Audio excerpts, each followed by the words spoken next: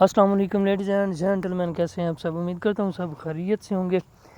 हाँ जनाब, गाड़ी बैठे हैं वेले कवेले, कोई काम नहीं कोई काज नहीं जनाब। रात दी बारिश शुरू है तो उधरों जनाब मैसेज आ गया है कंपनी की तरफों कि गुजरात की सर्विस बंद की जा रही है, लिहाजा घर में वेले बैठे हैं। खैर बारिश माशाल्लाह काफ़ी हो रही है, अल्लाह पाक रहम फरमावे, अल्लाह पाक करम फरमावे। उधरों सैलाब ਜਿਹੜੇ ਇਲਾਕਿਆਂ ਵਿੱਚ ਸੈਲਾਬ ਆਇਆ ਹੈ ਉੱਧਰ ਅਗਰ ਬਾਰਿਸ਼ ਹੁੰਦੀ ਹੈ तो फिर ਜਿਹੜੇ ਲੋਕੀ ਉੱਥੇ ਬੈਠੇ ਨੇ ਆਪਣੇ ਘਰ-ਬਾਰ ਉਜਾੜ ਕੇ ख़त्म ਕਰਕੇ ਉਹਨਾਂ ਵਾਸਤੇ ਕਾफ़ੀ ਪਰੇਸ਼ਾਨੀਆਂ ਨੇ।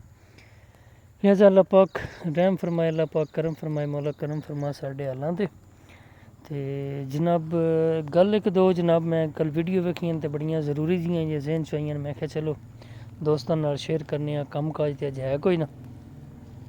एक ना वीडियो मैं वेखी तो उहदे विच एक ट्राली वाला जनाब वो बंदा ले जाने का 100 रुपया, मोटरसाइकिल ले जाने का 300 रुपया लै रहा, क्योंकि अगे पानी है रोड उत्ते या जो भी मोटरसाइकिल जा नहीं सकता तो बंदे पैदल लगन दे तो कोई टेंशन ना बने।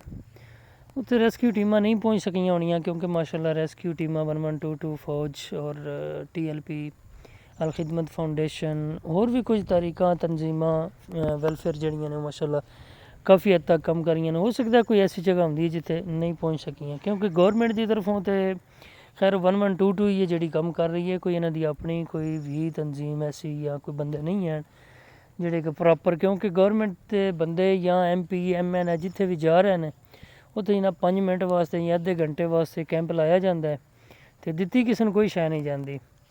वो रखियां जांदियां ने, तस्वीरां बनाईयां जांदियां ने, तस्वीरां बनाने तो बाद भावें MP है भावें MN है भावें वजीर है वजीर अल है जो भी है रखियां जांदियां ने तस्वीरां बना के वो जनाब निकलते हैं तो पिछे जनाब लोड करके तो गड्डियां उन्होंने पिछे ही वो समान सारा लैके तो टुर जाते हैं। गरीब आवाम नूं माड़े बंदे नूं कुछ भी नहीं मिलता। लिहाजा जी वो गल असल ट्राली वाली रह गई बिच ही, बड़ा ही अफसोस होया, बहुत ज़्यादा अफसोस हो रहा, क्योंकि इस पुरफतन दौर दे विच यार इतने मामलात बने ने, साढ़े घर बार जिहड़े ने उन्होंने मसाइल बने ने, गरीब बंदा किधर जावे तो जावे। तो उस वक्त दे विच इहो जिहे मामलात करना, इस तरह के मामलात करना, इस जनाब बड़ा ही दिल जड़ा नहीं वो बाजार होया तो बड़ा ही दिल परेशान होया।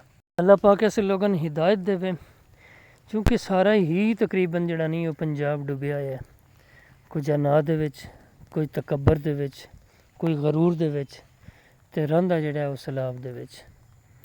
ते अल्लाह पाक जिहड़े बचे हुए ने उन्होंने गरूर तकबर अना तो हट के सैलाब ज़दगान की मदद खिदमत करने की तौफीक देवे।